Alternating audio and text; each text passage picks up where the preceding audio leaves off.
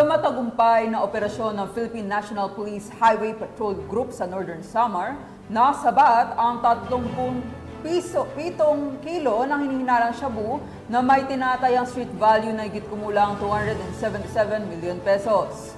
Ito ay naganap sa isang checkpoint operation na isinagawa ng mga kapulisan sa kahabaan ng Maharlika Highway sa Barangay Hubasan, Ellen, Northern Samar.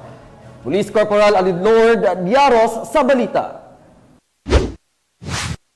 Sa pagpapatupad ng mga anti-carnapping operation sa ating kakalsadahan, muling nakarecover ng halos 37 kilong hinihinalang shabu na nagkakahalaga ng humigit kumulang 277,500,000 pesos ang mga tauhan ng Regional Highway Patrol Unit 8 sa pamumuno ng kanilang officer in charge na si Police Lieutenant Colonel Israel P. Mori sa kahabaan ng Maharlika Highway, Barangay Hubasan, Allen, Northern Samar nitong nakaraang araw.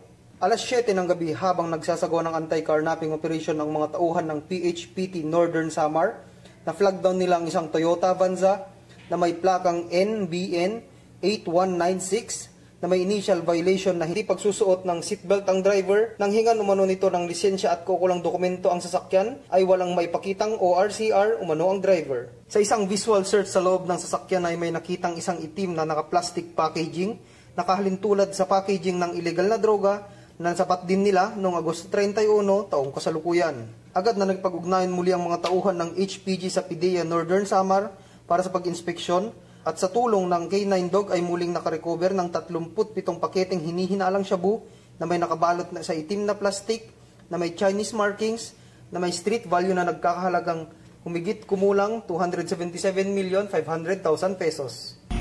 Checkpoint po namin itong sasakyan.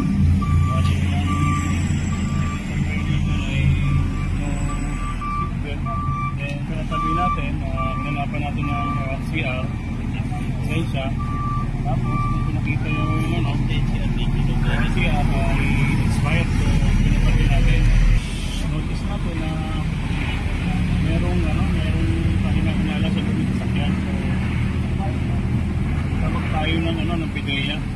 Kasi nung August 31, same din na pangyayari yung ganong package ng illegal drugs.